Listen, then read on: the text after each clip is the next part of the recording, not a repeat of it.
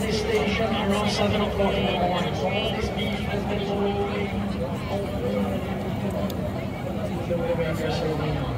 Beside that, we have the Paidero snacks for this year. We change a bit. A lot more spices, a lot more herbs, and we respond that for around 3 hours. Yeah, maybe what I like about these snacks is I've done a little kind of bun with kind of fusion with it. And added different veggies and some of the herbs just to give it that little kind of vividly flavor. Hôm nay mình có bên cái different station này là mình có bò hai cái bò, một cái bò hai cái khác là nấu 8 tiếng đi anh.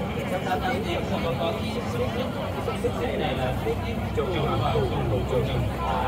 và cho mình cũng làm gia vị phát hiện khi mình nấu đồ chua